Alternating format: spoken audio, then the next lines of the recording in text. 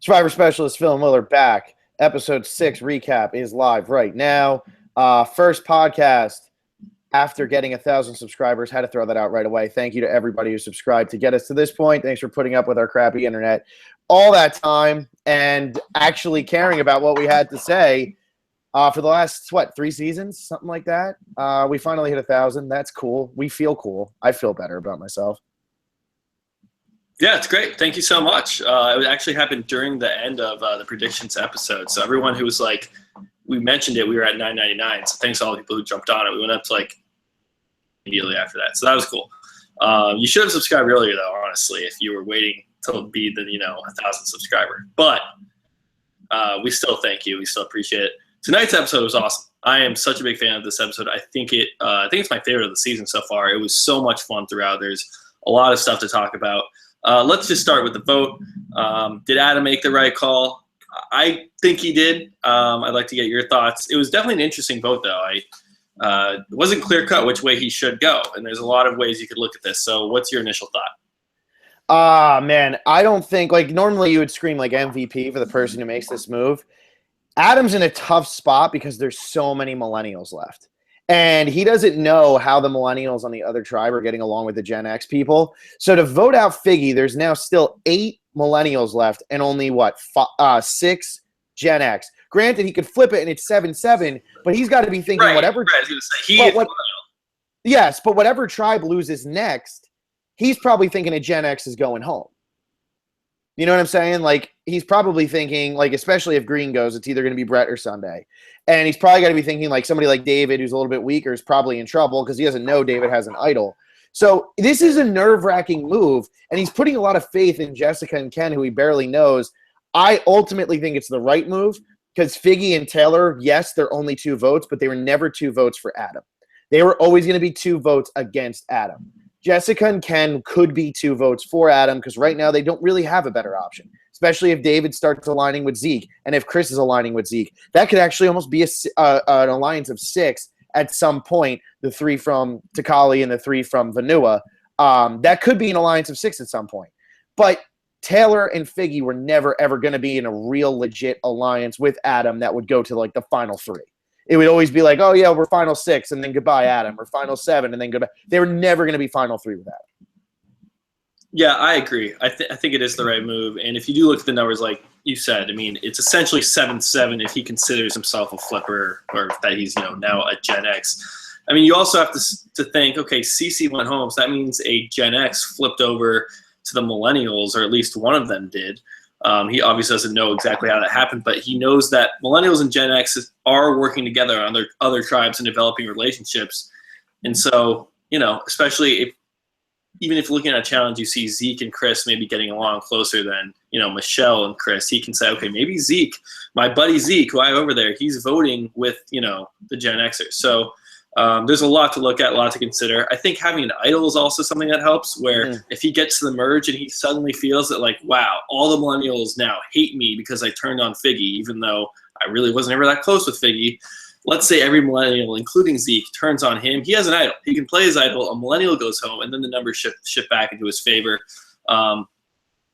Still, a couple episodes away from the merge and a lot to consider. I do think he made a good move here. And I think his bond with Ken and Jessica, I think it's legit. I don't think Ken and Jessica are kind of just saying what he wants to hear. They were on the bottom at the Gen X tribe. They,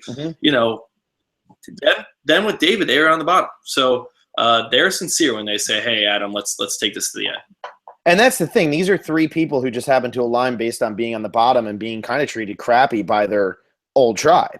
Adam has no reason to vote with Figgy and Taylor. Yes, they started off as millennials, but screw you, Taylor. If they lose again, you're going home. You're not going to have a chance to get rid of Adam. And if you do try to get rid of Adam, Adam's going to play his idol, and he's going to vote you out anyway. So Taylor's really screwed. And my favorite line of the entire night was when Taylor said, if Adam was smart, he would probably vote one of us out, but we don't think he's that smart. Or whatever that line was. I thought it was great because it just shows how stupid Taylor is. He's such an idiot. My God, he's so dumb. Well, I at least like that he brought it up That he was like, Well, he's maybe blind to Adam it, will flip. that's what I'm saying. It's highly unlikely. He said it's highly unlikely, but maybe he will. I don't like. He was laughing about it, but we've seen in the past people say, "I got this on lock, 100%. There's no chance of anything happening." And I know this was similar to that, but at least it wasn't as dumb as some other things that we've heard throughout the seasons. I think he's just so blind to the fact that he was like that Adam was not actually with them and that they had treated Adam like crap on the first tribe and like they had voted against Adam in that first tribe. Like I think he was just so blind to that he's just sitting there like, well, see, I don't think I was going to say with Adam to get to know him. Okay, well, there's a lot of things I want to get to. The first thing you said, or this was a couple points ago, is that there was no reason to vote with Taylor and Figgy. I wouldn't say there's no reason. If Adam voted with Figgy and Taylor here, you could make an argument that that's an okay move where you're showing your loyalty to the millennials. I don't know if getting Ken would be the right move. I think getting rid of Jess would be better. Decrease your chance of going back to tribal council before the merge. I thought that was interesting. Jess's name never came up, but why wasn't there Ken? is, yeah, I mean, it's just because he's a more threatening player. But there could have been a reason there. And then I also saw tonight something that I hadn't seen really this whole season was that Adam and Ken Adam, Figgy, and Taylor, I think they were closer than we were led to believe. Just because they didn't vote in the initial, that very first tribal council that they went to when Mario went home, I think they definitely hung out and they were friendly with each other. I mean, Adam said, I genuinely like the person whose name I'm writing down. He really liked Figgy. He was cracking up with them at camp and in tribal council. And I don't know, I think there's a lot of good blood and immediately after that vote, Adam went to Taylor and said, let me explain this to you if I can. Like, I think he wants to move forward with Taylor. I don't think it's like that bridge is completely burned. I was surprised by that. I thought like it was you who was beaten, treated badly, or he didn't fit in. He was an outcast. I think Adam kind of stayed in the back and got along, even though he wasn't in the majority. Well, and what I was saying is I don't think like Taylor took the time to get to know Adam in terms of a gameplay. I think he got to know him probably as a person. And this is why I don't watch secret scenes too much. If anybody hasn't seen the secret scene that we retweeted, Figgy had tweeted it. It's of Adam, Taylor, and Figgy and Adam just keep saying bro. But like in different forms. Hey bro, like it's so funny, it's so great. But there's a reason that they're not showing that. It's because Adam's about to vote them out anyway. So they don't want to show that and make you think like, look how close they are and then vote them out because this is newer school of Survivor. In the older seasons, they would probably show that scene. In the newer seasons, they're not going to do that because they don't want you to think like Adam would like betrayed anybody here because they're trying to paint Adam as a bit of a hero. That's why that goes to a secret scene, and that's why I really don't watch the secret scenes all that much. It's because there's a reason they didn't make the final cut. Well, I don't even know what that scene was. That wasn't posted by CBS's YouTube channel, I don't think. I looked for it. I don't know, and it looked like the video that Figgy retweeted was like her using her phone to film a TV or a laptop. I don't know where that footage came from. Maybe I just didn't look hard enough, but I looked for some secret scenes. You know what? Maybe there's two. There's like a Survivor on CBS, and there's like a Survivor. There's like two YouTube channels. So we'll look into it. That was a really funny secret scene if anyone hasn't seen it. It was painfully awkward. I mean, it was funny, but it was damn awkward. Definitely check that out if you haven't seen it. We did retweet it. Was that earlier today or yesterday? That was yesterday. You can clearly tell why Adam might not be considered one of the cool kids after that. It's so funny. I could see myself acting like that. Will, I could definitely see you doing something like that just because, like, at that point, you're trying to make small talk. And, like, I could totally see one of us doing the exact same thing he did. I think I have a friend who literally made the same facial expression Adam made when he said broski. So awkward, but it's so funny. Like, it's so good. All right. Enough about the secret scene, though. It is really funny. I mean, I don't want to hype it up too much, and then people go watch it and go, "Huh?" It is good though. This episode had it all. I mean, I don't know if you want to take it back to the beginning, start with Jay and the idol, or the challenges, or do you want to talk a little bit more about the vote? I just want to mention this, and this is because this is a new subscriber, new person on YouTube, Twitter. And by the way, the live chat is open, but if you're not.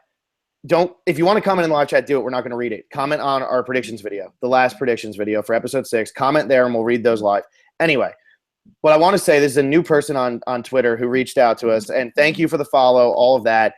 And I need to read this because of what just happened tonight. This is Jeff Cohen's. He tweeted this at us yesterday. Sorry to bust your bubbles, guy, but Figgy's going deep all the way to Final 3, I think. 2 GOAT references, 2 episodes in a row, and there was Will's prophecy to Michelle in episode 2. Yeah, but Figgy is the kind of person, give her a little momentum, she'll go all the way to the end. I've seen Parvati do it. I've seen Cochran do it. Don't you think that might be foreshadowing her going to the end as a losing finalist GOAT?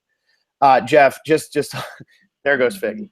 So I just had to read that out. You know, we read everybody when they tweet on Twitter. That was a quick burst bubble, Jeff. I apologize. That's the first thing that got read on here. But thanks for the comment. Figgy did not make it deep. Figgy had a lot of fans, I think, and I was scoring the boot list today, and I will read the boot list scores. I don't have the prop bets completely finished, but if you did submit a boot list, they are fully scored, updated until tonight's episode. Figgy was so deep in so many boot lists. I was so surprised. People really thought that she was going to be a player. She grew on me throughout the entire preseason. She's definitely a fun character. It's sad to see her go. But yeah, let's take it back to the end of the episode. We will probably get back to the vote, but you and I both agree Adam did make the right decision to go with Ken and Jessica here. Jay here finds an idol, and this is when he has this emotional moment that Phil was talking about in our predictions podcast, where like the winners, you need something emotional. We've seen it from Michaela. We've seen it from Adam. We have gotten nothing about Chris yet. But here's Jay, and man, he even had a quote that said, "I'm going to win Survivor." Like, I don't know if it could be more straightforward as a winner quote than that. Like, if he ends up winning, that's the most straightforward winner quote we've ever had. Yeah, other than probably Hatch saying, "Write me the check now." Those are like the two most. This would definitely. When I was watching, I was like, "Man, he's crying over his not having a dad." Like, they're throwing that in there for a reason. He's got to take care of the two beautiful ladies, all of that. But let's talk about this, because Jay got such a great little scene there, and Will got nothing, and Will was right next to him finding that idol. So I kind of feel bad for Will, because Will was right with him. Clearly, this is not Will's season. Will is not going to win this season. Will's probably not going to be a factor in this season. He's just going to get a nonchalant boot somewhere post-merge. But what I want to talk about here is, how screwed is Jay that Michaela found him? I don't know. I mean, it obviously you want no one to know. But yeah, she's gonna talk. You know, Michaela is gonna talk if anyone's gonna talk. I think her lips are pretty loose. And especially, she said, Jay's not playing that for me. So she's going to use that to her advantage when she can. And she tends to be a pretty loud person and acts on her emotions. So if Jay pisses off Michaela just a little bit, I imagine she might tell the whole camp, you know? So that's definitely worrisome. I think Jay needs to, do some, preemptive damage control here and try to bring Michaela closer to him so that she doesn't blabber off.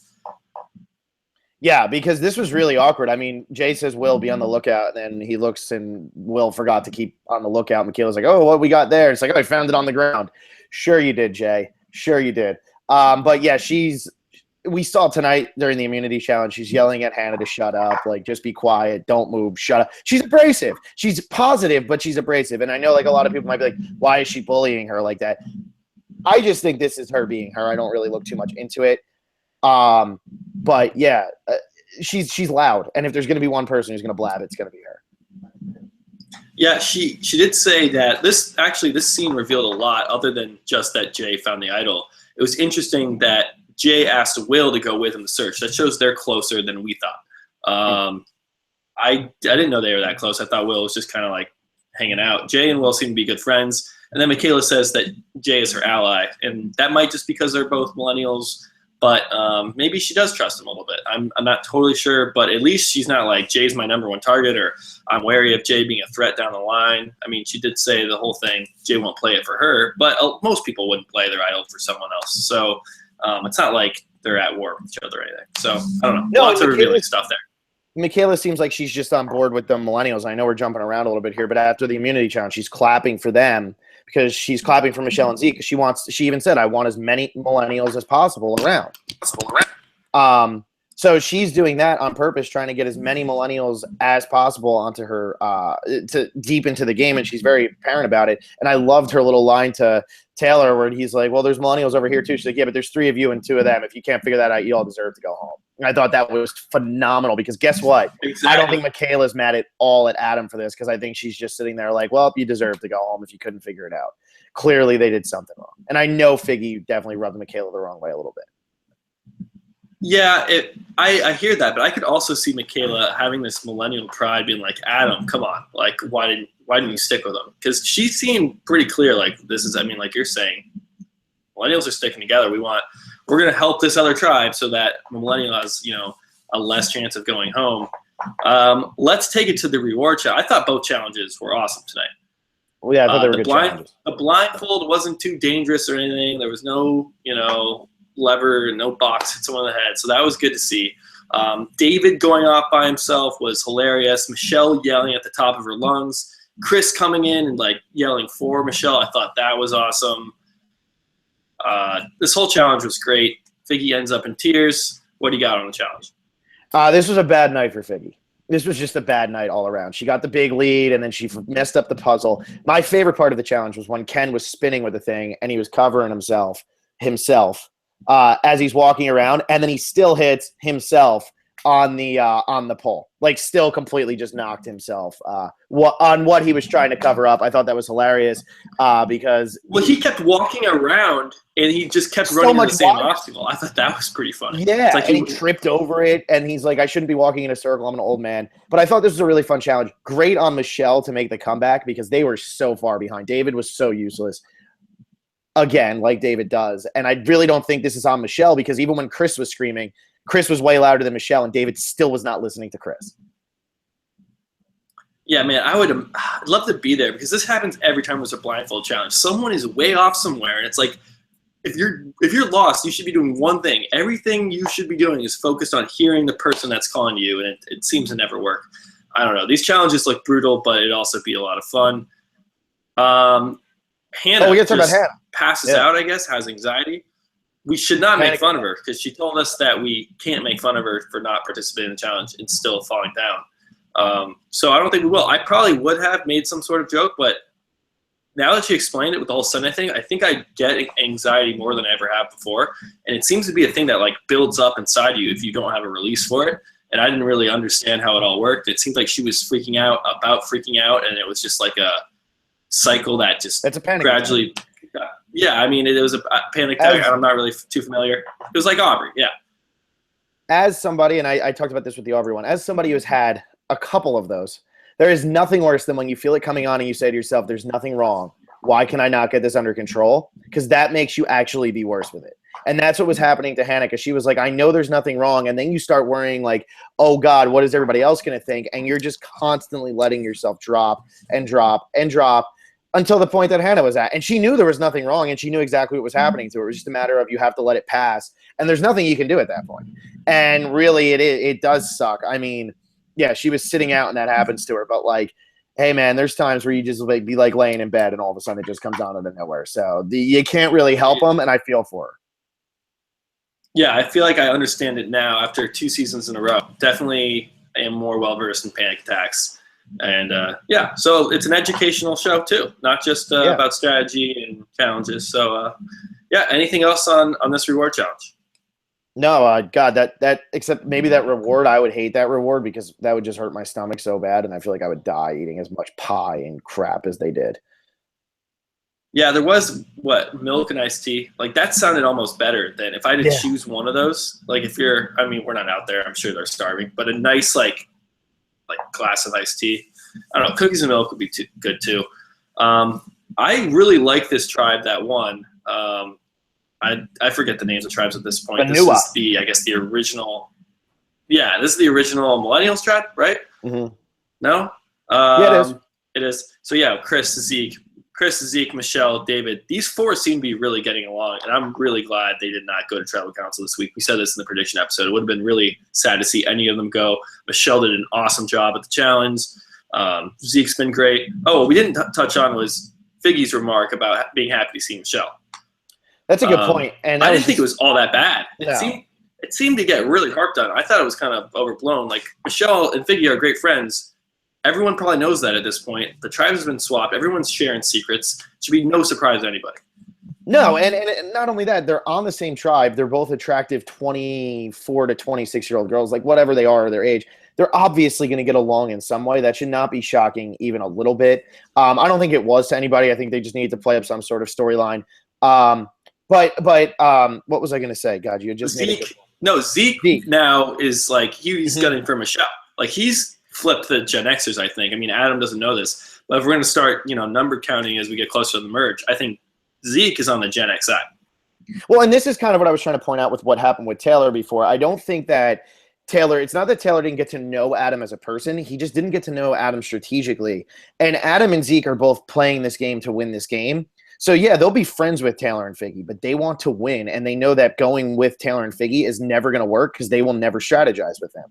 So I think Zeke and Adam obviously have to work with the Gen X people. And I think it's going to work out really in their favor moving forward because there might be less Gen X, but the millennials are not nearly as tight, I think, now that this whole Figgy Taylor thing is broken up because Michelle just lost her closest ally. Taylor just lost his closest ally. And Jay seems like he might go a little rogue. Like, I wouldn't be surprised if Jay kind of just floats through going in between alliances the whole entire game. Yeah, I could totally see that. And I think Jay got along with like everyone on that original Millennials tribe. Like we see it with Will. They're actually really close, and they might, have developed a bit better bond on this swap tribe. But, we heard Hannah say a lot of good things about Jay. That was in a secret scene. But I think Jay is like just really well liked by everybody. I would love to see, Adam, Zeke teaming up with the Gen Xers, and then kind of Jay, Taylor get back and lead a Millennials alliance and just see them butt heads. I like both sides a lot, so it'd be, kind of lame to see one of them lose. But with a tribe full of likable people, I'm not going to complain at all. It's going to be fun either way. When do you think they're going to merge? And I know this is a little off, but do you think 13 or 12? I'm just going to say 13. Survivor likes the merge early, especially in these late seasons. Yeah, it's going to be one or two. We had 20 at the start of Second Chance, and they merged at 13 there. So if they continue with that. When do we merge with Koro? I think 12. Yeah, that started with 18. So, it always depends. But I'm hoping for an early merge this season, actually. Yeah, and I will say that my biggest hope going forward is that Ikabula loses the next tribal because there's 4 people on there that I really am about. And I was saying to Will before the podcast started, I pretty much tried to rank everybody in order of how I like them, and the top 10, I actually could not do it. Like, I like the top 10 so much that really when Vanuha beat, Figgy and Taylor and all of them tonight, I was so happy. Like, I audibly yelled, like, yes, thank you. Like, I was, like, so pumped that happened because I don't want Michelle to go right now. That would be it almost feel like a waste and almost feel like we got kind of cheated on her because we just lost her literally because they had no other option, as opposed to getting rid of Figgy. And now, honestly, even if Taylor goes next, I like Taylor, but I'm okay with Taylor going. But I would rather the Green Tribe goes next and we lose a Hannah, Sunday, Brett, or Will. And if they lose twice in a row, we lose 2 of those 4. And going into the merge, we have 12 or 10 out of 12 really, really, really competitive, likable people. Yeah, I agree. You're right about those 4 players. Those are definitely my least favorite, but a lot of them haven't had an opportunity to even go to tribal council or impress us. Mm-hmm. So, Will could turn out to be great. Hannah could turn out to be great. I don't know what Sunday's going to bring to the table, but we'll see what happens. How great was that whole Figgy Taylor Figtails revealing scene? I think that was the funniest Survivor scene. And I don't know, maybe probably since the turtles in Worlds Apart, that reward where all they got to see were the turtles running through the water. That cracked me up. We were podcasting, and I couldn't keep it together. That made me laugh. But this scene was honestly, it was such a cute scene, such an authentic scene. And Jess and Ken both had the same reaction. It was amazing. They both were like, they're like, no way, you're kidding. Like I thought Ken might have been serious, and they were going to talk about Jess was, totally reading the room, and Ken had no idea. But no, Ken was reading it was so obvious that they could both make that sarcastic joke. I love this scene so much. I loved it. And this is another case where, there was 5 people here. One of them had to go tonight, and I don't think any of them disliked each other. Jess was great where she was like, no way, really? And then she's just like, you think? Like, obviously. But Ken's was great because Ken never changed his tone of voice. He just kept talking. And it was like Ken knew he was being sarcastic, but he didn't change from his Ken voice at all. So as he's going, I'm like, wait, he's actually serious. Like, he actually didn't see this coming. And then he's just like, yeah, when I wake up in the morning, you guys are cuddling and holding hands. And he just kept going. Exactly. It was so great. It was phenomenal. And Figgy, legitimately was like, wow, that's great. I can't believe you guys knew it. All of that. This scene, it felt scripted. Like, it was, It felt like these were actors almost. And I'm not saying they are. And, everything's fake on Survivor. No one's saying that. This was such a good scene and so authentic. It honestly felt scripted. It was It was I amazing. feel for Figgy going home. I really do. do. It was fun. I feel like we're losing something every week now because this is just such a damn good cast.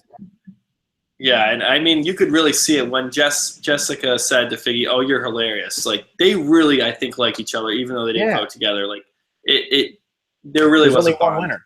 Exactly. That's it. That's what it comes down to, and you got to vote out somebody. And Chris had such a good point. He started off, "You're in my way of $1 million." Now we're eating pie together, just hanging out. He's loving it. I mean, it's so true. Man, it would be so fun to play Survivor. Honestly, one of these days, Phil. Man, one of these days, man. Looks like a lot of fun. Gotta say. Let's head into the immunity challenge. We didn't get much from the Green Tribe all episode, really. We had the quick send to Hannah thing after the reward challenge, and then the Jay thing right at the opening. Other than that, I think that was it, though. Like, we really did not get much from them. Well, this was a tricky one because here's 3 tribes with 2 challenges, and this was a really long this is a really long tribal council at the end, like a really long tribal council. That was like a good 7 or 8 minute tribal council, which is a really long tribal council by Survivor standards. It might have even been longer than that. I don't know. Was it that long? I think it was like 6 minutes. No, dude, it went on for a while. Like it went on for like a pretty good amount of time, I think. But also, even if that's not a longer tribal and it just felt longer, my whole thing is 3 tribes with 2 challenges. We really didn't hear we didn't hear anything else from Figgy, Adam, and Ken and Taylor before that either. But once they lost, obviously you get the scene of them. But before that, all we had gotten was them sitting there and like Figgy and Taylor. That amazing Yeah, scene. that was it. It's true. And I don't know if I always liked 2 challenges. I think both challenges were fun. But having it spread out, I really did not know who was going to lose. Like, we'd seen so little from each tribe. I really had no idea. And I was really worried for Michelle because I really thought that, especially with David having to carry these bags, and, we can talk about this now, David actually had a lead on Ken, and then David. You know what I mean? I know. He's like, I'm just going to drag one of these. And it's like, oh, man. Like, it was gone like that. Ken pulls up 3, even though he had this huge lead. And then also, I was worried for Michelle, too, because Zeke had that confessional, like, I'm targeting Michelle. And it was, we hadn't heard that much strategy, going into the challenge. So I was worried for her also. This challenge was a lot of fun as well. I think my second favorite part of the night was Michaela just incessantly yelling at Hannah, even though they're in the lead, they have the best strategy down. Like, they had figured out the challenge. Hannah wasn't getting nervous. You have a girl who just had a panic attack being yelled at not to be nervous. Like, it was, I don't want to, it was really fun from Michaela. Yeah, I was cracking up. And I think Michaela, this is just how she is. She just wants to win, and she's yelling at her, don't get nervous, don't get nervous. And Hannah's like, I'm not getting nervous, I'm just getting yelled at. Like, that was, like, whatever her line was there, it was something along those lines. It was phenomenal. It was so quick, and it was just so funny. And it was just, like, what else can you say at that point? Michaela's completely in the zone, and when she's competitive, she's competitive. And Hannah's just like, no, I'm just getting screamed at. Whatever, it is what it is. It was great. Yeah, and I loved her because Michaela figured this thing out quick, and we should give a lot of credit to Michaela. She's like, one person holds steady, the other. I think so. One person holds it steady, the other person moves it. So you don't have 2 arms, and then you really can't really control anything. You have one constant and one variable. So figuring that out quickly and then just yelling at her. You can yell at her, that's fine. But that strategy to figure it out was really cool. And then her trying to help the other tribe that would benefit her game, I thought that was really cool too. So yeah, did she kind of yell at someone she shouldn't have yelled at?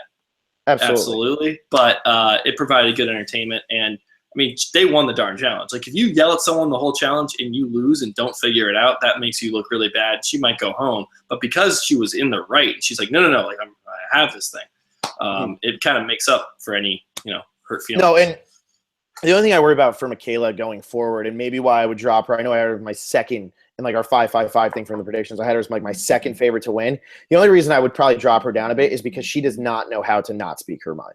She just can't do it. She's out there cheering for the other tribe, helping them out, which it made sense why she was doing it. And when she said it, it made sense. But, like, if the Millennials go down in numbers or if something happens, she's so loud. She's so loud, and I think it's going to bite her in the ass. Great TV, phenomenal. I love her right now. But, God, she's going to end up biting herself in the ass.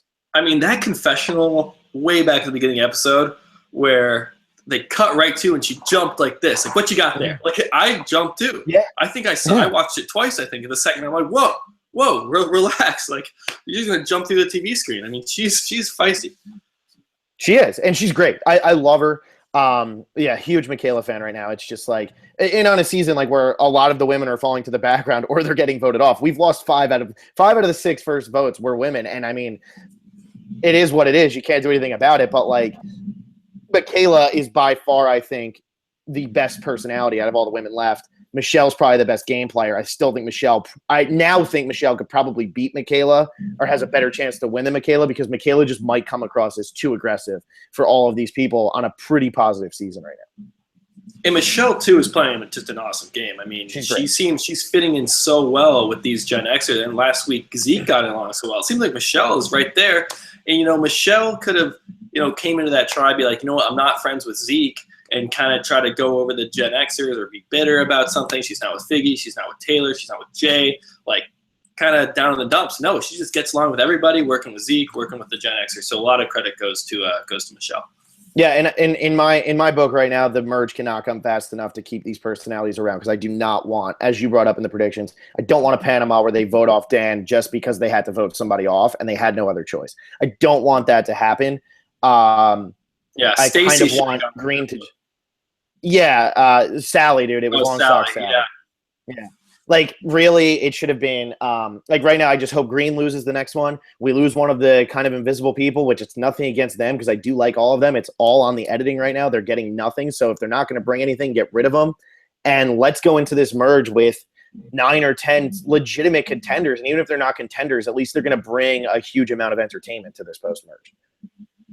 Yeah, I'm in agreement. And usually I'm kind of like I like the tribe phase of the game. And I don't want to merge too early because when you merge at 13, people get lost, and it's, I don't know, the gameplay intensifies when there's only 5 people going to tribal councils, 4 people, 6 people. It's really intense. I mean, we saw it tonight with Adam. It's like he really had a really tough decision. When it's 13 people, the votes can be crazy, and I don't know. You're not in as much control, and a lot of stuff can go wrong. For this season though, I'm all for it. 13 merge, let's bring it on. Because what I'm worried is, and I don't think this will go that route, but this has been a phenomenal pre-merge, and I think this is one of my favorite pre-merges. What I hope doesn't happen is we don't have what happened in Worlds Apart where you got to know Joe, and you got to know Jen, and you got to know Haley, and you got to know Shireen. And those were the first 4 people booted after that merge. There might have been one other person in there. I think Kelly was in there, whatever, and she didn't make the jury. But whatever. Those 4 went so early that then you're left with people you really didn't know. We didn't know Will. We didn't really know Dan until – I mean, we kind of knew Dan, but you only knew so much about Dan. Like, you lost a lot of the big – you didn't know much about Tyler. Like, you didn't get to know those people. You didn't know Sierra. You didn't know Sierra, and that's what I'm worried I don't want to happen in this season. I want to get down to, like, Final 7 and have the Final 7 be, like, 7 of the 7 contenders. Like, I don't want Michelle to go out now and then we're stuck at like Final 7 with Sunday, Will, and Brett, and we know none of those 3 are going to win. Like, I don't want that to happen now. I want them to hit this merge fast and have them really, hopefully, weed out some of these invisible players. Yeah, I mean, it's always a balance between the people that are actually integral to the story of the game, who are, making things happen in votes, and then how entertaining those players are, and then how far they end up getting. So it's not like, Worlds Apart, I'm glad we got to know Jen and Haley and Joe. They were fun to watch in that no-collar tribe. It's not Survivor's fault or anybody's fault, really, that they ended up going so early. It's kind of just the luck of the draw. And this season, there's a lot of potential to have a lot of our favorite players make it really far. And which is great. So it's prospects look really, really good. Anything else in this episode? I mean, I'm just a huge fan. I'm excited about comes. Oh, we are going to get to the boot list. The boot list is completely scored. I don't think we've read one update after the premiere, but that's it. So we'll get to those at some point. I don't know when. Maybe in between Twitter and YouTube comments. Maybe. I want to read something off real quick, and I wrote this down because I want to prove to you that Ken is playing. And I know this isn't a great quote, but Ken played tonight. Ken's playing, man. And he had that one line where it was like, it's not the J line, but he just said, I'm going to make moves to make sure I'm okay. And I think his head is a lot more in this game than you were giving him credit for. And he knew that he was in a little bit of trouble tonight, and he has such like a sincere way about him. And I think Adam was going to vote with Jessica and Ken no matter what tonight because it was in the best interest for Adam. But I really do think Ken was making sure that he was not going. And I also think Ken sitting there saying to Adam, I will never write your name down. I don't think he was being sincere. I really do not think he was being sincere because he brought up David's name for really no reason. And I think he kind of showed his hand a little bit to Adam that his alliance was really David, Jess, and him. So I think that if the time comes, Ken will write down Adam's name, because I think Ken is in this for Ken a lot more than you were giving credit for, at least earlier. I think tonight showed he was playing. I don't doubt that Ken is playing hard and wants to win this game. That's not what I doubt. I doubt his mental makeup to be able to be cutthroat enough. And I don't know if he will be able to write Adam's name down. I really don't know. If it's Adam or Jess that has to go, then yeah, maybe he'd write Adam's name down. But I really think he's playing this game, like, honestly and emotionally, and that's a fine way to play, and it could maybe work. I just think for someone like Ken, who's a really big physical threat and people seem to really like, you got to have like a upper level of thinking that I just don't think Ken has. And I like Ken a lot, and I like the way he's playing. I just don't think he's cut out to be a Survivor winner. I really don't. And we'll see. Yeah. And I'm not saying he's not playing hard. I just think, like, he can play as hard as he wants. His brain and his personality, like, it won't allow him to do what's necessary to win the game. That's what I think. And this will be the only thing I say, and this really doesn't need the conversation. I'm just saying Ken is a physical threat. But right now, you have people like Chris, you have people like Taylor, who is so much better in challenges than anybody on this season. Taylor is like really good. Yeah, he is really good. Jay, who's really good at challenges. And then, I mean, Michaela might be the second best behind Taylor, only because Taylor's like a freak athlete out there right now. He's got the balance. He's fast. He's quick. He's got it all go. Michaela, though, I mean, she is so competitive. Like, I'm scared of her. There are some big threats that are going to hit this merge. And because Ken is such a quiet guy, it might actually work in his favor. All right. No, I hear that. I still maybe he'll learn. Maybe he'll pick up as he goes. I mean, just the way that I've seen him play so far is that he's very honest and very emotional, which is fine to be. I don't know. We don't need to keep harping on this. We'll find out. No. We'll find out if Ken wins. Ken wins. And it's not like if Ken wins makes me right. If he doesn't win, it doesn't make me right either. I'll say that. So we'll see how he plays, and we'll determine who was right. I just want to ask one more question before we hit the comments. Why do you think they voted Ken? And why do you think if it was because he was a bigger threat than Jess going forward, why do you think that in turn they voted out Figgy instead of voting out Taylor? Yeah, I was thinking that. I think it's because Jess is a bigger goat. So like Figgy, you vote her out. You're getting rid of a threat, and you're also not getting rid of someone strong. Jess, you vote her out, you're wasting a vote. But I think that's how they view, like, if they've talked before, which they have, they all said Ken first. Like, they're like, Ken. They all do. Yeah. So I think they'd said, like, Jessica, we heard that she had an idol played on her, or, like, she's not threatening at all. With Figgy, she's probably more threatening than Taylor. Like, so you're getting out a person who's more – she's not a physical threat as much as Taylor, but she's a bigger threat to actually end up winning the game. That's kind of what I was thinking. I just wanted to make sure we were on the same page, and, like, other people, our listeners. I mean, it was a tough question. Like tough, because a good question. Yeah, I think it is. Let's jump over to Twitter so we can start rolling with these.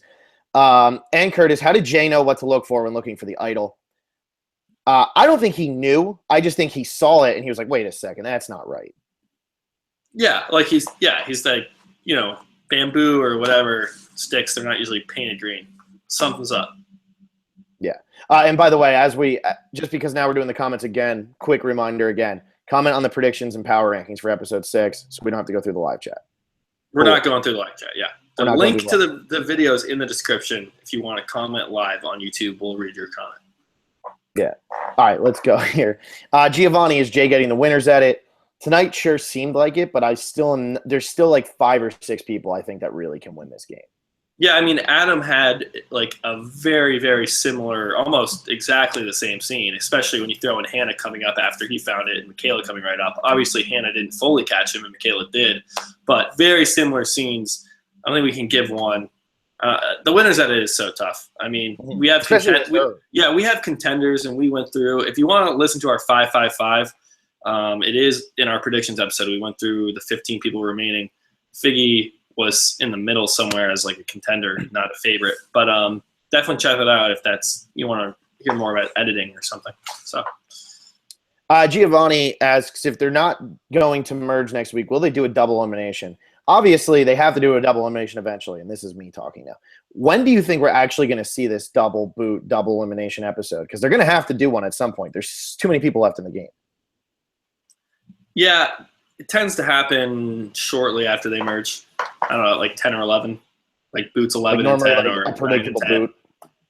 Yeah, the first one will be predictable, but it's not always though, because there's 2-hour episodes, and then usually when that happens, the first hour and one person goes, that will be a predictable boot, and the second one won't be. But when there's back-to-back tribals without a reward challenge, and there are 2 people voted in actually Survivor time, like 3 days, then it could be anybody, because Survivor doesn't know what's going to happen.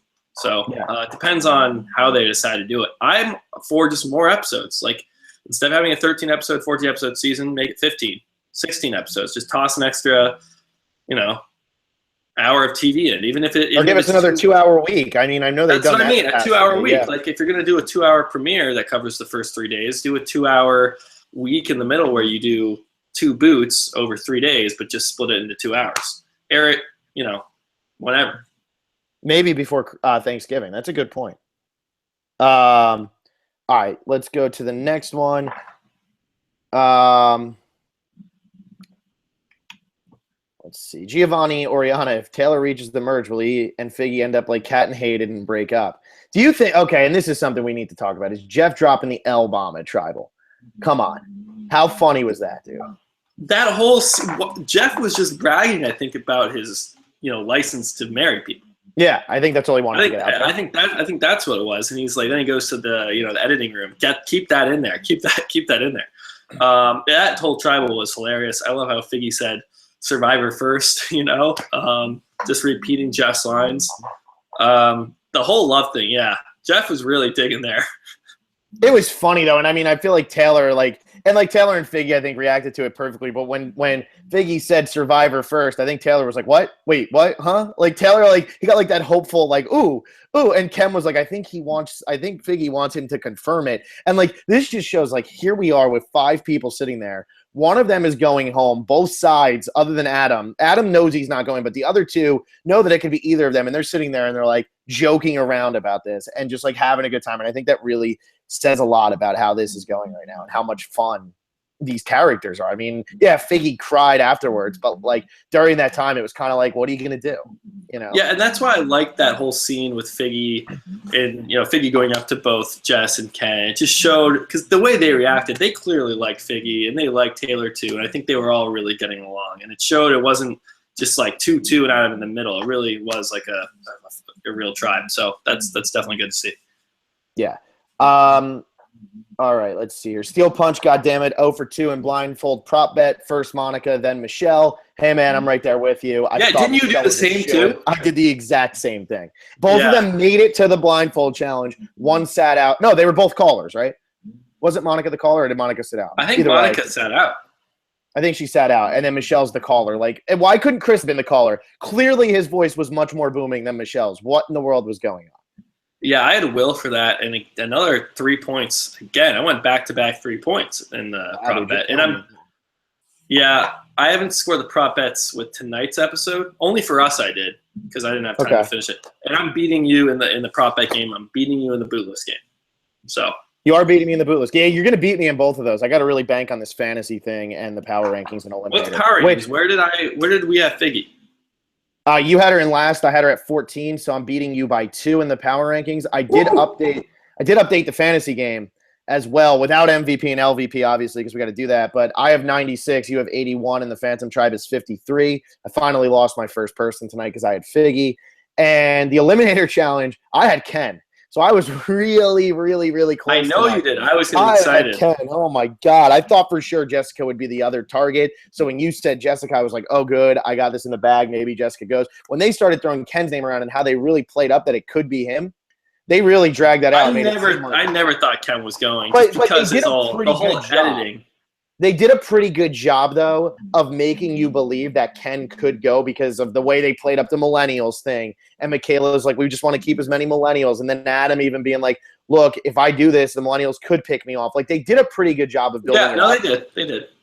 And I was like, for a second there, especially since he's my eliminator pick, I'm like, damn, I think I made a mistake. Yeah. Oh, you don't have to make a mistake to lose the eliminator game. I picked Jen last season, and man, I don't think. I mean, That it was was in the crazy. sequel. It was crazy. I mean, she turned on herself. Like that was a self-destructing boot.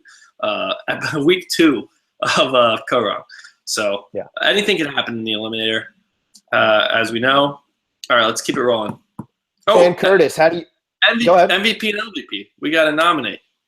Oh, let's do it now because the second, not the next comment, but the one after that. I will nominate because my tribe is very small, or not very small, but didn't really do anything this week. I will nominate. I'll nominate Jay because he found the idol. He seems like he's still really close with everybody. I know Michaela caught him and everything, but what else can I do? I mean, I could do Jessica Lewis because she was able to get Adam on her side, but like she didn't do enough. So I'll say Jay. I know you got Michaela or Adam, whichever one people really want to vote for at that point, unless people want to go Ken, which is Phantom Tribe, right? I mean, am I on a streak here?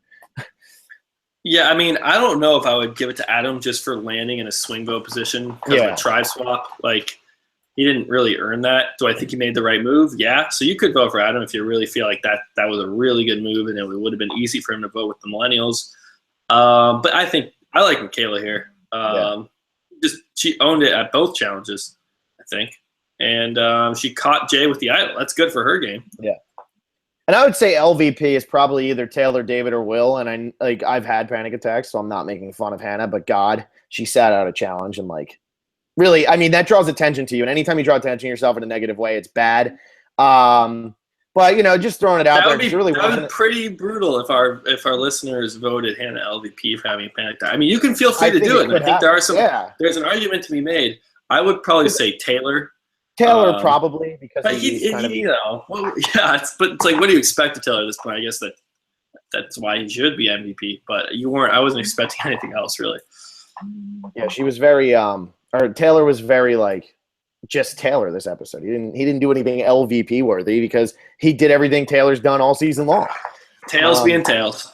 And yeah, man, and he's still in the game, so it kind of worked out for him a little bit. Poor guy. Giovanni Oriana, MVP, Michaela, LVP, Taylor, the lovesick idiot. Let's see. Giovanni Oriana are Taylor and Figgy, the rich man's Eric and Jamie from China. Interesting about Eric and Jamie, they ended up getting married. Do you think that they could be the rich man's? Because not only would they get married, they're actually freaking entertaining because, man, Eric Huffman was not. I mean, this might have been the most entertaining couple on Survivor ever. Honestly. I think it's probably even could more, be better than Boston Rob and Amber. Because Amber isn't that entertaining. No. And they were serious. They started getting super serious at the end of All Stars, and that's cool that could happen on Survivor and love and romance and all that stuff. Figgy and Taylor, Figtails here, they just brought it every episode with something. They were just fun to watch.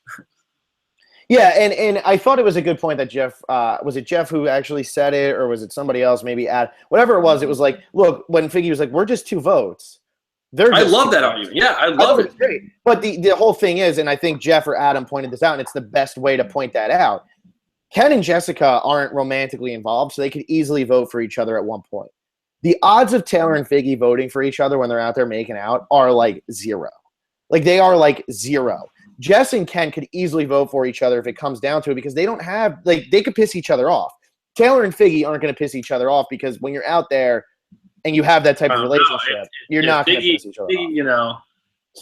Taylor goes on reward, and then Taylor didn't bring her back any food. Figgy starts holding back the kisses, and then Taylor gets kind of all excited and he's angry, and you never know what could have happened with them. Could have been fun. That's a good point. It could, but like you said, Boston Rob and Amber got more serious. These two never did, and I thought it was great when Figgy was leaving, and she just looks at Taylor and says, "Win." Taylor still has the doofy smile on his face, and yeah, he's probably pissed off and everything, but Taylor's no Tyson. Taylor's not going to win. He's not pulling the Tyson and doing it for Rachel. Taylor's going to try to go after Adam, and he's probably going to get blindsided. I feel like Taylor's going to be the Jason from Micronesia of this season, where he's really good at challenges, but man, does he just never wrap his mind around the fact that this is a game. Or how to play this game. Right. I could see it happening. Giovanni Oriana, are Jay and Will going to form a bros alliance with Taylor, similar to the 4 Horsemen? I don't know. It could happen. Very, very. I mean, it could. It could. And then he also says, will blindside Jay or will he blindside Michaela? Will's not going to blindside anybody. What I'm curious about is if Jay tries to blindside Michaela before she can say anything about it, and how this actually plays into effect later on in the season. Because Michaela and Jay, I think, are both hitting the merge easily. This will be. I mean, I think it's definitely going to come out. Like, it's going to come out. Michaela's going to say something to somebody. I wouldn't be surprised if by the time the merge vote is happening, everyone knows that Jay has an idol. Jay might even pull the move just to take the suspense away and like hold it up in front of everybody. That we've seen that happen a lot in recent seasons. So that would not at all surprise me. Yeah. Giovanni, with David, Jay, and Adam having idols, we'll be looking at a situation like in Philippines and Worlds Apart at the merge. And the Philippines merge was amazing. The Philippines merge was like one of the best episodes of the whole thing, of like the whole show. Yeah, and I think these three idols will probably make it all the way to the merge. I don't see why you would play one now, unless especially you're going since home. It seems like Michelle's the one getting booted on that tribe. David seems like he'd be the only one that would be able to get enough votes. Jay and Adam aren't. Yeah, no, exactly. Jay and Adam are not going to go home, and then still David's not going to play it. And Curtis, if Green ever goes to tribal council, could they vote out Hannah? I don't think she's in a good position. I don't think Hannah's in a good position either. At least we've seen some from her. I'd still prefer Sunday to go. I don't know. If you're Green and you lose, I think Hannah can look like Hannah and Sunday had a little connection. They get together, bring in Will and Jay and take out Brett or take out someone who's maybe more threatening, especially because you're not as worried about challenges and strength and all that stuff because the merge is so soon. So I don't know. The closer we get to the merge, Hannah's position, anyone who's kind of weak like Sunday, their stock goes up. That's true. And I look at this like this Sunday Will thing. Will's 18, Sunday's 45. They're the two, like the oldest and the youngest person left in the game. I want to know, like, I'm surprised we haven't seen any of their interactions since Will is the youngest. How did he interact with Sunday? How are they interacting, especially since Sunday has, like, so many kids and, like, Will, I mean, he's still in high school. We got to see a little bit from Hannah and Sunday tonight. I do hope that if these people are going to make it somewhat far in this game, we do get to hear a little bit about the relationships and they don't just go the way of Carter where it meant nothing. Right. Yeah, it's like we say this every time. We don't know about that tribe. We just don't know where they stand. Yeah. Steel Punch, funniest tribal of all time? ? I think it's up there. This was certainly hilarious. Yeah, I don't know about funniest of all time. Definitely funny. Funniest of all time. And because the scene earlier in the episode with Figgy and Taylor telling Kenneth, like that scene was so funny, tribal it wasn't as funny as that. So it was still really great, though. I mean, Jeff made them so uncomfortable, and the way they were reacting, they took it right in stride. Adam was great, sitting right in the middle, being right in the middle. But I mean, you have some classic moments. I mean, Russell Feathers and stuff like that. There's some really Russell. I love the Russell Feathers. Russell Feathers is one of the best ever.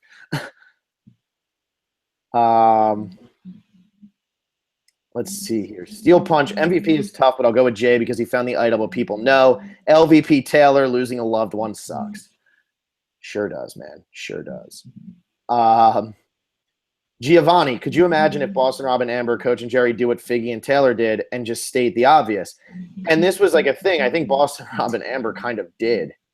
It was just like people did not really expect it to be as serious as it was. And I think that's why it was so amplified on Figgy and Taylor, even if they didn't state the obvious. Like people are looking for that type of thing now. Yeah, it just has a bad connotation. Again, I've been since pretty much the first episode saying obviously any two people that won't vote against each other, that's a problem, and you want to split really tight pairs up. But just because they're romantically involved doesn't really, I don't know. That's not like the final thing for me. And it's just two votes, and it's something that I would worry about probably later in the game. I do think Adam made the right move here, but people flipping out about it like pre-merge and Michaela kind of getting really upset about it, I thought that was not necessary. Yeah, I agree. Because it doesn't mean anything at that point yet. Let's jump over. And Curtis, who do you think will play their idol first, David, Adam, or Jay? Probably David, just because he's played one already for someone that was a very questionable idol play. And I don't know. You like to think Adam is going to save that thing for himself down the line. I don't see why anyone would target Adam anytime soon. You just mentioned all of those threats that are still in this game that are more threatening than Ken, let alone more threatening than Adam. So who's not very good at challenges, to be honest. He's sat out twice now.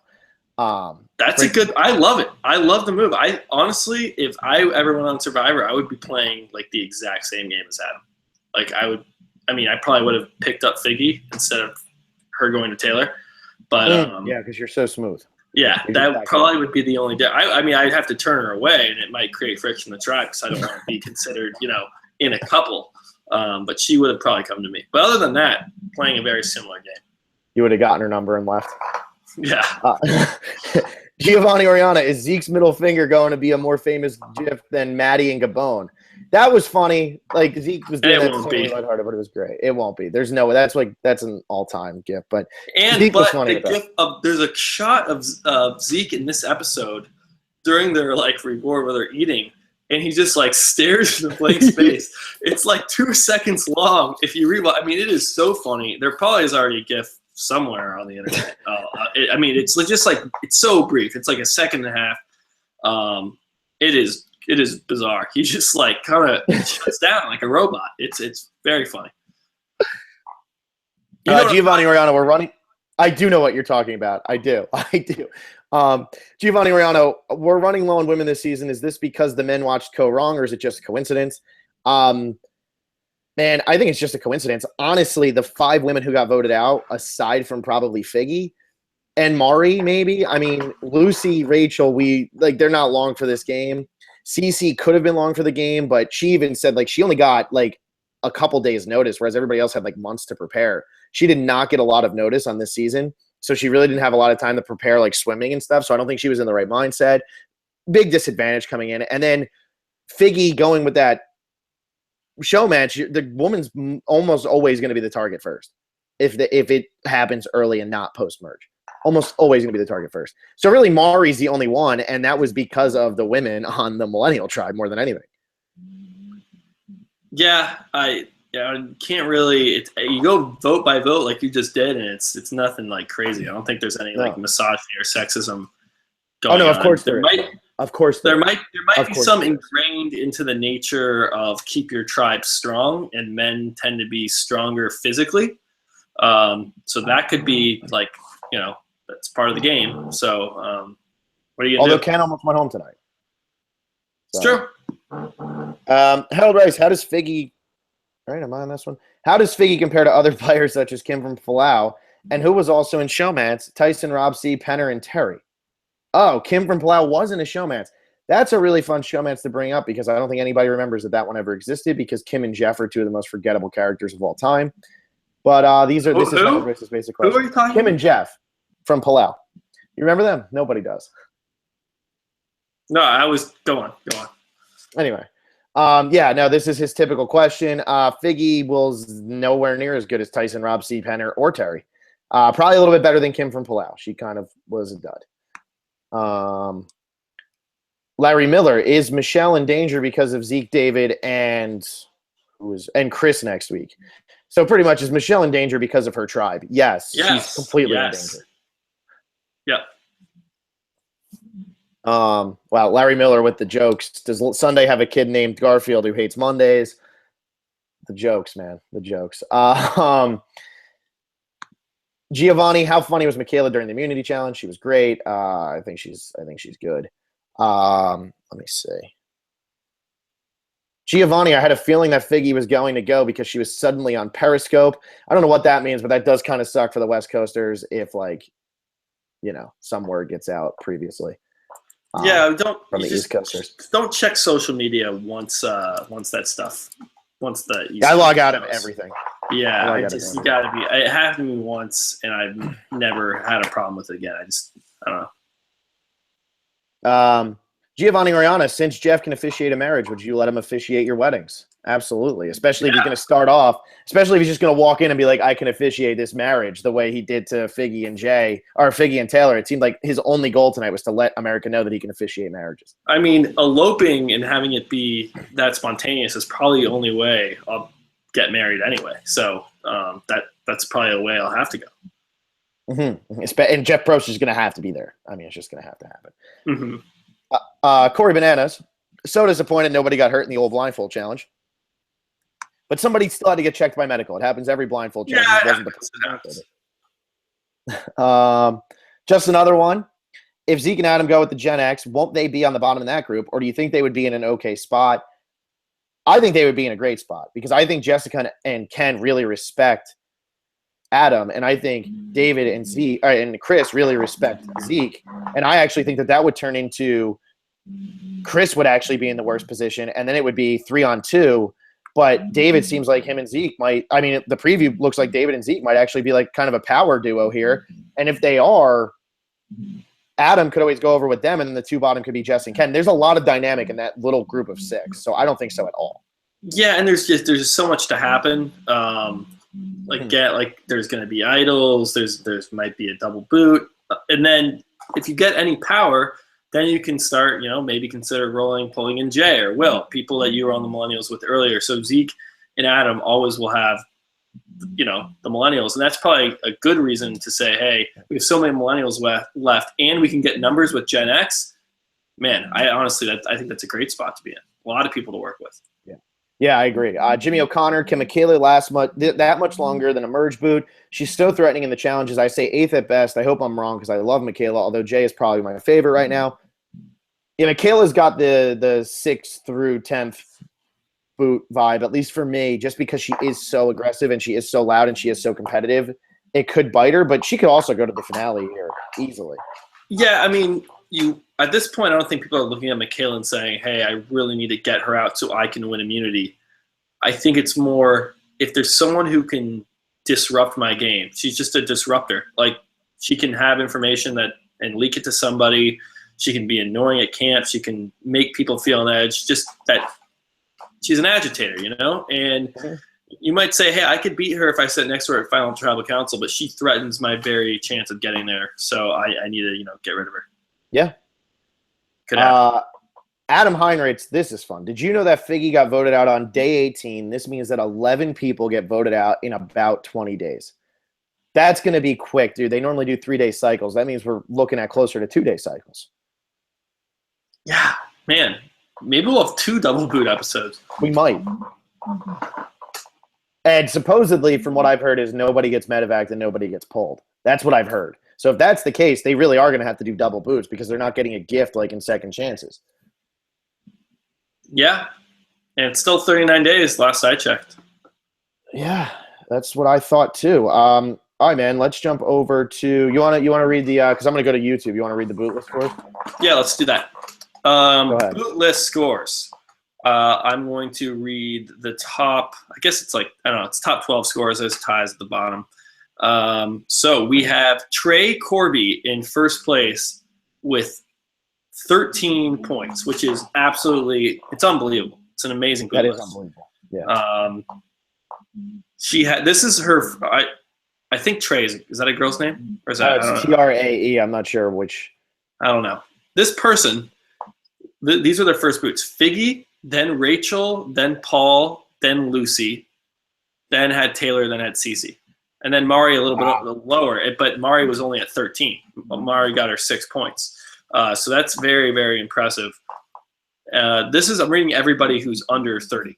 We have Enwin Hernandez at 20, Crimson Unicorn at 21, Benjamin LaFleur at 21, MD Lens I888 24, David Purcell 24, Jeff Gamir 25. We have Zachary Valentine at 27, Michael Feeney at 27, Nikola Joseph Parr at 27, Tori Crossgrove at 27, Mike Hirsch at 28. That's everybody under 30. It's 12 of you. Those are your front runners for the buff, for the bootless game. What do you have? I currently have 35, so I'm not that far out from the leaders. You have 44. So you are Figgy, I think I had it second place, right? You would think at 5th place, you had Mari at 2nd place, which really, really hurt you. Yeah. Whoops. Yeah. But, a lot can happen. Most people are in like the 40s to 50s range. There's a good amount of people still there in the 30s as well. A lot can happen. We'll get the boot list scored over the weekend and update that on Sunday. Prop bets. Prop bets. I keep mixing them up. There's not many comments here on YouTube, so we'll just roll through these real quick. Michael Feeney, Jeff said Zeke is a reason to watch this season pregame, so it really doesn't mean much now. Yeah, that's pretty good. Pretty true. Dennis O'Connell, hey guys, great vote tonight. Even though I kind of knew it was Figgy, I was still nervous for Ken. Another great episode. Do you guys think this is one of the best seasons in the last couple of years? I definitely think it is, and this season will only get better. I mean, Bill said, I think you said before, it's your favorite pre-merge maybe ever. I don't know. We'll have to finish the pre-merge, but so far I love the season. It's the characters are great. The boots, though, I feel like I have known who's going home in most of these boots. Like tonight, I really was sure it was going to be Mari was the one that shocked me. Yeah, really Mari was the best. Like in terms of unpredictability, Mari was the best boot. And the David playing his idol when Jess gets the most amount of votes. I mean, that was a really cool moment too. What I'm loving about this is tonight you had Figgy versus Ken, and I think both of them are great for the game of Survivor. Really fun. Both, like, Figgy loves the game. Always wanted to be on it. And then here's Ken, who, like, he's slowly understanding it. But they're so likable, and you got these two against each other. And you lose one of them, but you still have the other one and, like, 8 or 9 other people and that you really can root for. And I think that's what's making this so much fun is there's so many people to root for, and we've lost 6 pretty good personalities. Yeah, I'm in agreement. Great season so far. The Real Negro, sup guys? If Purple loses next week, who do you think will be the one to go? By the way, congrats on the subscribers. You guys really deserve it. You two are great, and it really makes my day when I get to see you guys put up a video. Keep up the great work. You guys are the best. Oh, thank you. That was great. But I still think it's Taylor because now there's no reason to keep Taylor and vote out Jess because then, like, nobody's going to trust Adam. And Taylor, the merge is coming, so get rid of him. Yeah, you got to get rid of Taylor. Absolutely. We were saying, we were on the warpath a bit. What's that? Taylor's going to try to go on the warpath a bit. Yeah, I wonder if Adam will be able to kind of reason with Taylor and explain it. It's gonna be hard. I mean, he's gonna be really devastated. Yeah. Let's see here. CVB, kind of a disappointing episode. Editing seemed random and jumped around a lot. I was really surprised the Purple Tribe went to Tribal despite so little airtime. I'm surprised none of them looked for a hidden immunity idol. Adam has it, but I don't think anyone else on the tribe knows that. They probably were looking, but I doubt Figgy and Taylor were putting in much of an effort. And I don't think, maybe Jess might have looked a bit, but, I don't know. I feel like Ken really probably wasn't looking that much. Ken seems the thing is they don't want to fill airtime with, especially if 3 tribes and 2 challenges. You're not going to fill airtime with someone looking for the idol and not finding it. Like, whenever they show someone looking, they either find a clue or they find the idol. Like, you're just not going to waste dead time. Maybe you'll hear them talk about it, or I've looked everywhere. Maybe, like a 1 second, 2 second line saying they looked for it. They're not going to show you actually looking for it. But yeah, I guess it's so late in the game. Maybe they just assume it's all been found. It's gone. Someone has it. Yeah, no, that's true. Let's see here. Total Drama Survivor fan. Is Taylor going to release his sexual frustration on Adam? It's an interesting way to put that, but I think he's definitely going to try to go after Adam, not in the same way he went after Figgy. Also, great line by Adam when he said to Jeff, Figgy certainly does not look at me the same way she looks at Taylor. I thought that was so funny. That really got that whole thing moving. Exactly. Moving. Yep. That was really funny. Jeff Steinberg, Adam is getting the Spencer edit from Cagayan, not Cambodia. Kind of. Adam was never that much of an underdog. Yeah, I mean, he's like, first tribal council, first blindside. Maybe I'll get better and it'll help me. I see it. It's just they fit the same personality type. It's just you have the young kind of kid who's not a buff bro challenge star who really likes the strategy and likes the game. Could be one of us if we go. Yeah. Except you keep comparing yourself to Eric, so maybe not. Maybe you're a different personality. I'm telling you, and everybody keeps ripping me apart, dude. I'm just saying. Nobody's ever seen me do nothing. Total Drama Survivor fan. This is related to Survivor. Who is Eliza going to try to ruin this time? I effing hate her and her doing that. You guys should just do that to her as a joke and see how she likes it, then call her a hypocrite. I don't know what that's in reference to. but it was a Survivor question, and we do not like Eliza, so I figured I'd read it, but I'm not sure what that's in reference to. Interesting. Who is Eliza? Yeah, I don't know. I don't keep up with her. I guess it's like the way she tried to ruin Jason last season by saying him and Scott were like awful people and pretty much like wanting to kill them. But there's nobody bad on this season. Everybody in the season is so likable, and I think that's why it's got such a positive outpouring right now. Now I just feel bad that we gave Eliza any attention at all. We got to stop doing that. D6 comedy. Yeah, Willie, Survivor looks fun until you have to take a dump and have to use branches as your toilet paper. I did that very recently. Yeah, I did that very recently in Africa. That's true. You did go to Africa, so maybe you were preparing. Maybe you were preparing for Survivor, and you just, I mean, yeah, there are lions, and yeah. So that's it for That's it for comments. It is really, I gotta say, it's sad that our YouTube comments go down so much since Google took away the ability to have live commenting on the video, because this live chat thing makes it so easy to comment that there are too many comments. You can't really curate it. So, man, if people could actually go to the predictions video and comment, we will read them. So, I don't know. Maybe we're not getting this message out, or maybe people are too lazy. People just want to use live chat. They don't care if we read their comments. That's fine. Either way. Strawberry 85 and Neil Purro hit. They were commenting a lot in this thing, and I think they're new subscribers, so gotta give that a shout out. And comment on the previous video next time. Yeah, and maybe I'll comment into the live chat next time and just say, hey, comment here. This way maybe people will just do it right away. And they'll know it's there. So that really covers everything, Will. I guess Michaela for me for Special MVP. announcements to make? Or I don't even really go to bat. I think I'm going to win the MVP vote anyway. So, I'll get LVP probably. Mm-hmm. Kind of offset each other. So is that it, Will? Do you have anything else to announce? Anything kind of cool? This weekend, hopefully we get to meet Jeff Probst and hang out with some of the players. We'll probably get to see them from really far away and just have a really awful time. But who knows? There's an event in LA. I don't know much about it. Someone told us about it on Twitter. It's Travis Hero D. And yeah, we're gonna be there and try to. They said you can compete with the former players, and there's challenges, and it's some event. It's downtown LA. It's called the EW Pop Fest. I actually looked a little bit more of it up. It's called the EW Pop Fest. I probably should have been the one who talked about this. I kind of put Will on the spot because he asked me. But anyway, it's the EW Pop Fest. It's in downtown LA. So if anybody's out in LA and you haven't bought tickets, I think there's still tickets available. It's Saturday and Sunday, but on Saturday they're doing a panel with Jeff Probst, the challenge guy John Kierhofer, and Dalton Ross from EW. He's like the moderator of it.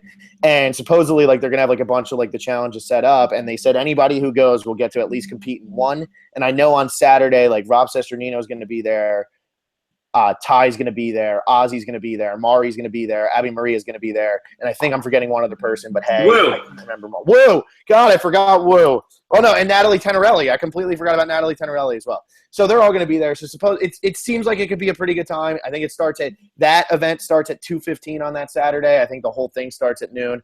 It seems like it's just going to be like a fun little like convention thing. It's probably not going to be that huge, but hey, who knows? We'll be there. So if you see us, if you want to say hi, well, then you get to see how bad we are in real life as people. But, at least we'll be there, right? Well, is that how it works?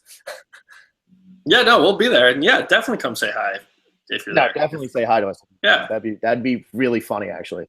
We would love that. That'd be great. But, yeah, if you're going to be around, I know some people will be there. So. Alrighty. We took care of everything, I think. We'll get those prop bets updated for the weekend podcast for the predictions. Subscribe if you haven't. Even though we're already at 1,000 subscribers, doesn't mean we don't want more. We got to hit 1 million someday. So help us out here getting started. Phil, you got anything else? No, have a good Halloween weekend, everybody. Yeah, be safe. Eat lots of candy.